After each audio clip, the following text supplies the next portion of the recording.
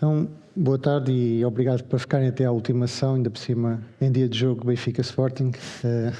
Provavelmente alguns de vocês já querem sair.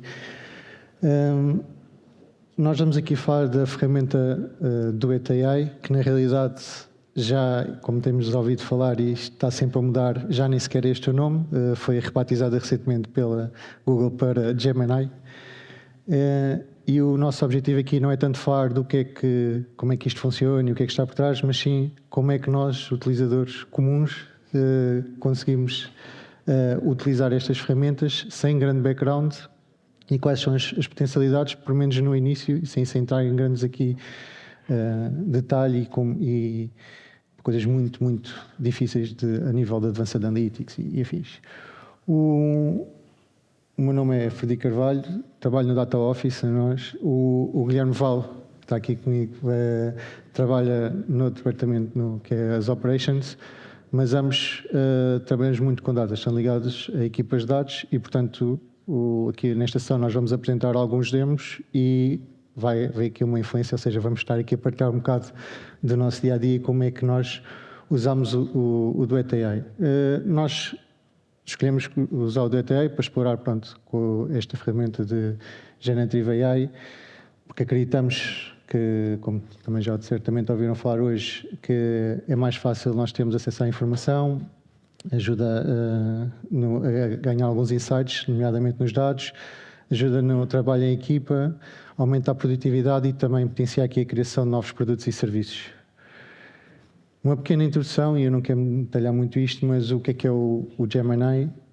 Na realidade foi a forma que a Google arranjou de disponibilizar o trabalho que já andava a fazer há algum tempo no campo do Generative AI para os utilizadores, para os seus clientes. Isto foi lançado no agosto do ano passado. Entretanto, tem-se feito algumas alterações, nomeadamente o nome. Eles disponibilizam também uma interface tipo um chat, que nós conseguimos interagir com ele, mas também tem aqui esta componente de ter integrado com o Google Workspace, que é o Gmail, os Google Docs e afins, e depois também aqui a componente da Google Cloud, e foi também por isso que nós experimentámos o do ETI, porque estamos vindo a trabalhar muito na Google Cloud, na componente de dados. Nós vamos, nesta sessão, concentrar-nos mais na parte da Google Cloud, mas para referência e para também perceberem um bocado qual é as potencialidades no Google Workspace, caso sejam interessados, tem ali a parte de fazer resumo de e-mails, a parte de fazer atas em sessões de vídeos, tradução em real-time de vários idiomas, produzir documentos com base em outros documentos que tenhamos e algum contexto que o utilizador coloca. Na parte da plataforma, dividimos ali em 3 layers, a parte dos developers e dos data analysts e data science, que conseguem gerar código através de descrições funcionais, a parte do autocomplete do código, a parte do explain do código, que ajuda também a escrever alguns testes sobre o nosso código, tem um chat para sugestões e também para perguntar sobre insights dos dados que podemos estar a trabalhar. Na parte mais de gestão de infraestrutura e operação, temos a parte de setup e de configuração, recomendações para otimizações e a parte também do troubleshooting, que também vamos tentar abordar isso nas nossas demos. E a terceira layer, que é mais do no-code, que é no fundo desenvolver uma aplicação end-to-end só com descrição funcional. Eu, para ser honesto, ainda não vi isto a funcionar, acredito que funcione em algumas aplicações muito simples, mas também acredito que isto rapidamente vamos lá chegar, pelo menos pelo potencial que nós vimos ao utilizar o do ETI. Os demos que nós vamos apresentar são casos reais na nós, que era uma equipa que queria perceber melhor métricas sobre a utilização do GitHub na nossa organização, e depois a outra demo era mais, não é bem um caso real, mas é um caso que nós achámos que podia ser real, que é desenvolver uma pequena aplicação que, com base em dados que nós temos na nós, no fundo, dando uma data e um conselho, conseguimos prever qual é que é o número de clientes naquele concelho. Se puderem passar aqui para o monitor.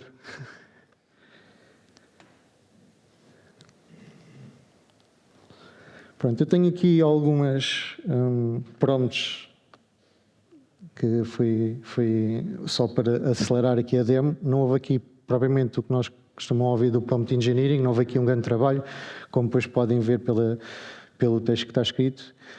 Para dar aqui algum contexto, o que acontece, lá está, no primeiro use case é nós queremos obter informação da utilização do GitHub e, no fundo, para perceberem também a complexidade que às vezes isto é, um pedido tão simples isto é informação, disseram-nos, olha, isto é informação, é dos logs do GitHub, está numa tabela, até já está numa tabela, nós todos contentes, e vamos a ver, na realidade isto foi uma ingestão direta, e o que nós temos é uma data de colunas, sim senhor, mas tudo a nulo, ou seja, é um bocado, se calhar, não tem pouca informação, na realidade acontece, há de haver aqui uma tabela algures que tem aqui o JSON, tem toda a informação. Portanto, isto não é propriamente, se calhar, com um analista de dados, diga que isto não é propriamente uns dados muito bonitos de trabalhar. Obviamente que não era a primeira, mas aqui com algum contexto, e é isto que eu queria dizer, aqui há algum contexto, e tipicamente, pelo menos eu estou a seguir mais ou menos esta regra, é dizer onde é que está a informação, depois tentar dar um bocado de contexto à informação. Obviamente, como os dados estão aqui pouco estruturados, foi preciso dar aqui algum contexto que não é fácil obter à primeira, ou é através de fazer um bocado de investigação dos dados, ou então através de documentação, e depois fazer a pergunta, o que é que nós queremos? Neste caso, era ver o pull requests por user, por employee. Pronto, isto é a beleza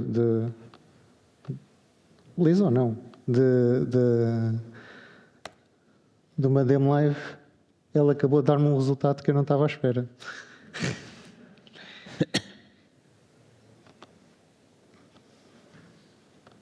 Eles normalmente têm aqui 2 sugestões e o que acontece é que é mesmo chato.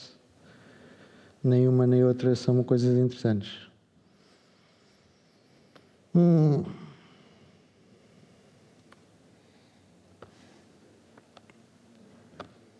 Vou tentar repetir, mas se repetir a mesma coisa 2 vezes, acho que não vai dar bom resultado.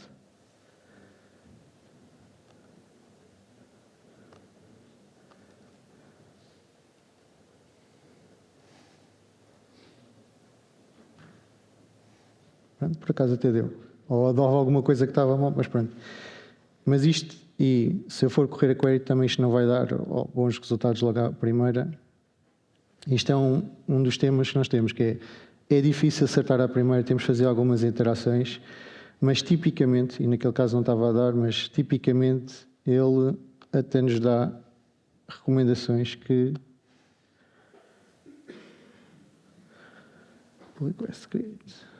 são boas. Deixem-me só cá ver, quanto log ID, pull request.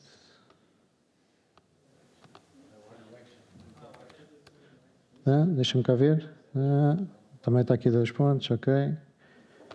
Está um bocadinho mais, não sei se foi alguém aqui a mexer, mas um bocadinho mais burro.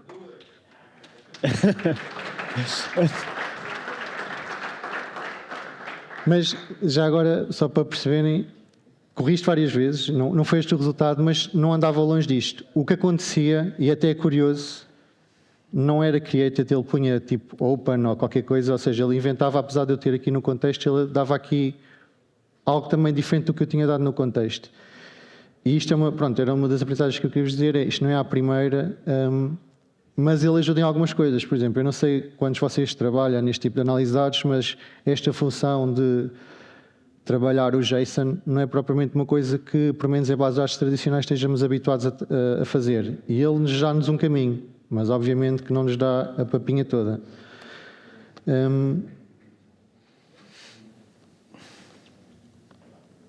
Não sei se ficou aí alguém da Google só para ver esta demo, mas seria interessante. Outra coisa interessante, que eu queria vos mostrar é, dentro deste mesmo tab, se nós apagarmos, e foi o que eu fiz há bocado, criar outra, ele vai guardando algum contexto. E, portanto, eu apesar de agora ter dado menos contexto, ele na realidade já entendeu que há aqui... Devem ter mesmo dado que isto está a dar coisas diferentes, mas não faz mal.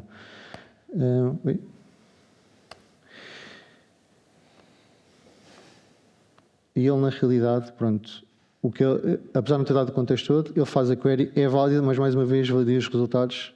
Posso-vos dizer que em demos que fiz anteriormente não estava sequer a dar resultados, está a dar resultados, mas não está a dar bem o que nós queremos. Queremos aqui o monte, ele está aqui a dar o data, e o que é que nós podemos fazer é que também interagir aqui com o chat e colocar ao obtain month from stamp.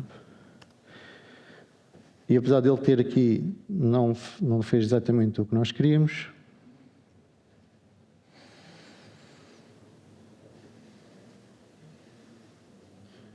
E pronto, a Google acabou-me de sabotar tudo.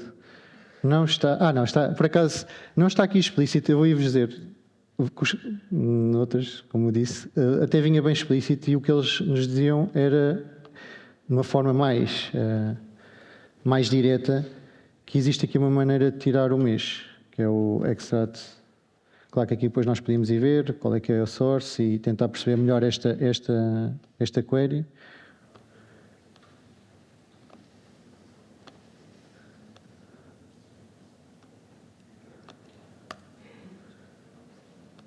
Agora temos que ver aqui. Pois, não há creation data, timestamp.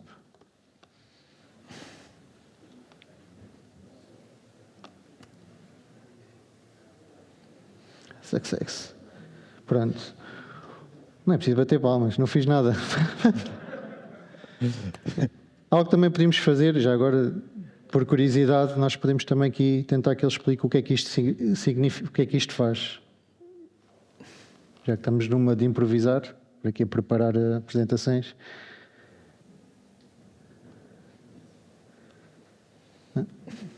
Se calhar não era por aqui que nós íamos lá perceber exatamente o que é que estava aqui. E por fim, vamos já agora ver o que é que ele ia dizer. E isto já é uma query um bocadinho mais complexa. Para muitos de vocês que estão habituados a trabalhar dados até agora, isto se calhar não era assinado, porque conhecem bem estas funções. Isto era mais numa ótica de um utilizador que não está habituado a trabalhar dados. Aqui estou a pedir fazer o top 3 de employees para todos os dados e mostrar só para os últimos 2 meses os últimos 3. E já tenho visto muitos bons data analysts a correrem isto e a patinarem um bocado, porque na realidade isto temos que andar a fazer aqui um certo ranking e depois mostrar só os últimos meses. E ele, na realidade, aqui, embora não esteja ordenado, também não fez. Pronto. Não consigo dizer, mas é curioso, não sei o quê. É curioso porque ele agora tinha que analisar a query, mas ele está a fazer o ranking. Eu não sei porque é que isto não está a funcionar, depois tinha que ir ver, também não quero atrasar muito a sessão, mas a verdade é que ele já produziu aqui uma mata de código e acreditem que isto já vos dava muita ajuda, porque no fundo ele está a fazer aqui uma query, uma subquery, depois faz aqui um ranking e no fundo este era o caminho. E vamos ver se ele colabora. Uma das coisas que eu vos queria mostrar, e isto é puxar aqui um bocado também a minha função na nós, que estou aqui um bocado como arquiteto de dados e a mudar aqui um bocado, repensar um bocado como trabalhamos os dados. Aquela prompt inicial onde nós tínhamos já aqui algum contexto sobre os dados, isto não é propriamente algo agradável e a promessa de que isto realmente fica muito mais fácil trabalhar os dados, às vezes parece que não funciona, mas também isto tem a ver um bocado com a estratégia que temos no governo de dados. Vocês viram aqueles dados iniciais que eu mostrei e que aquilo não era propriamente algo muito fácil de interpretar, mesmo para um humano. Se nós demos ao trabalho de tentar limpar um bocado os dados, fazer um bocado de descrição e tentar organizar os dados de uma forma mais que ele consiga interpretar mais direta, ou seja, partir aquele JSON e dar algumas descrições aos dados, eu não tive a tentar trabalhar a parte dos actions.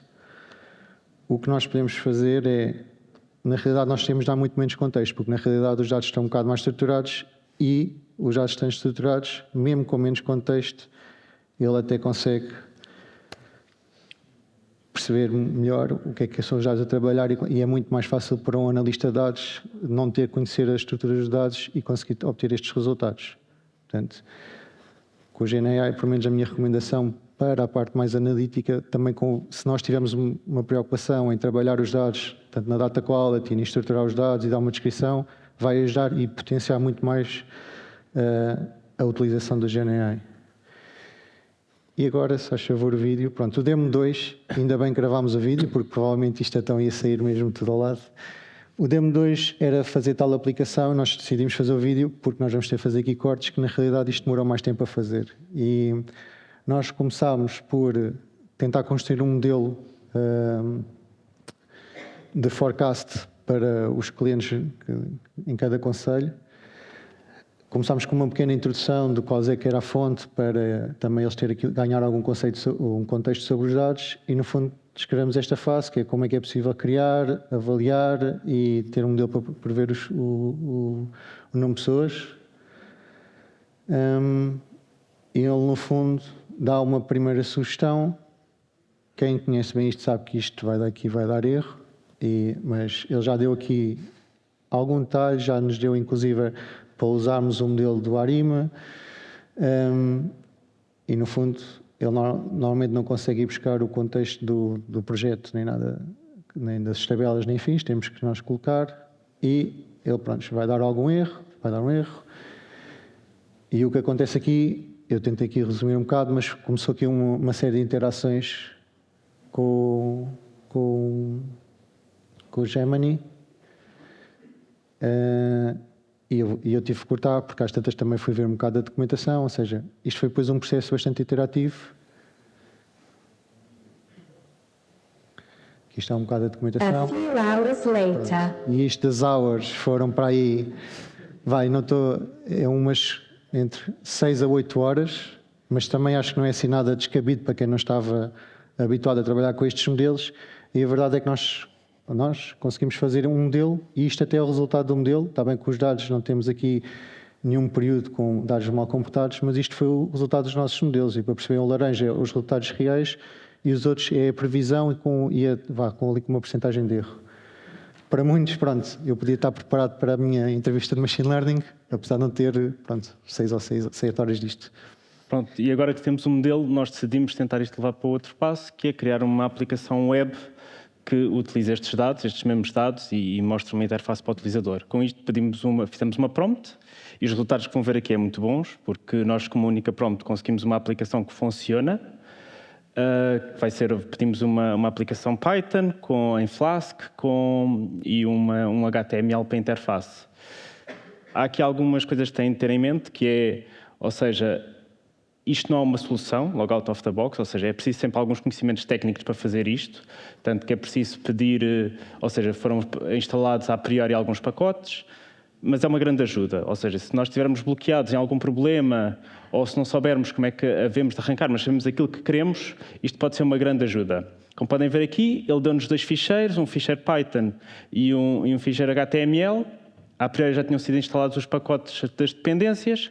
Nós vamos simplesmente salvar os 2 ficheiros e vamos testar a aplicação. A seguir.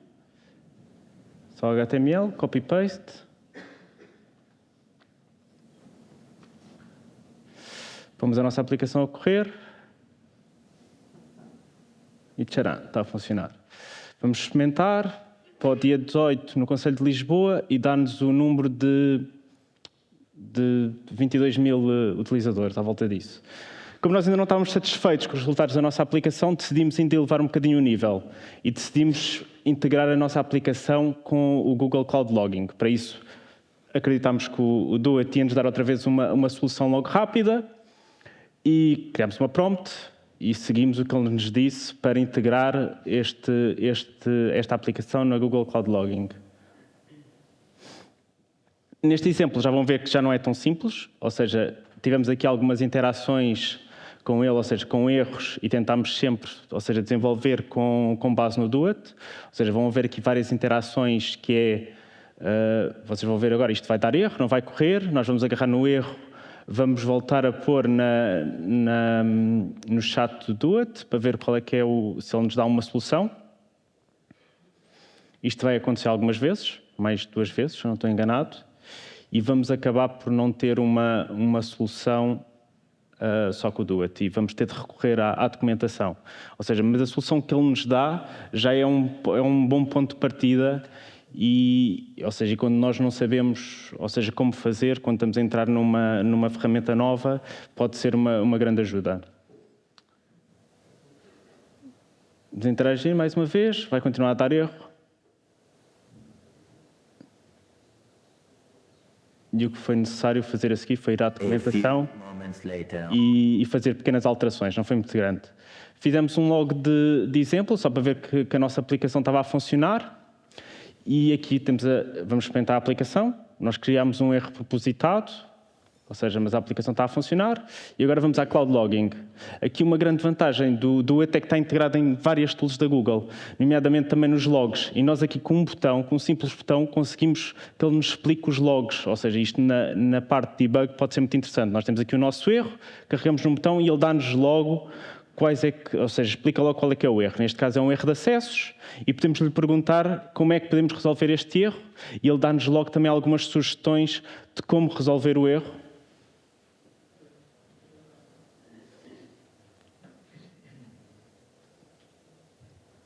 E é isto. O que é muito importante aqui? É ver que o Do It, como está integrado nas várias tools da Google, ou seja, pode ser sempre um nosso ajudante ao longo do ecossistema, tanto na parte de desenvolvimento como na parte depois de suporte aplicacional. Também é importante referir que o Do It como puderam ver, está integrado com o VS Code, é possível integrar com o VS Code, com o plugin, ou seja, é da mesma maneira que se instala o Copilot. Nessa vertente é totalmente muito parecido. Queres terminar? Pronto, aqui o resumo que eu deixo e o que nós fizemos foi começar a experimentar, a usar e experimentar e validar sempre os resultados. E como puderam ver na live demo, convém mesmo sempre validar os resultados, mesmo que apareçam alguns. Colocar contexto nas prompts, mas, por exemplo, no caso da exploração de dados, também começar com perguntas simples e ir iterando, porque ele vai aprendendo com o contexto e com o que nós vamos colocando. Convém, pronto, as últimas partes é mais na parte de documentar, partilhar, tentarmos ajudar uns aos outros, como também já falámos aqui, isto é o futuro e convém irmos ajudar uns aos outros, é sempre mais fácil adotar este tipo de ferramentas. Algo que eu não tenho aqui e que acho que é interessante é, muitas vezes nós focamos no resultado final, por exemplo, eu podia tentar otimizar ainda mais o algoritmo que tinha aqui. Eu acho que o resultado final nós acabamos sempre de conseguir, aqui a discussão é mais o processo e isto ajudou, no meu caso, eu nunca acho que ia conseguir fazer isto em 8 horas e não passou mesmo disso a parte da aplicação e do modelo. E além disso também acabei por aprender neste processo. Portanto, eu acho que o processo aqui é que fez a diferença. Pronto, não sei se têm algumas perguntas.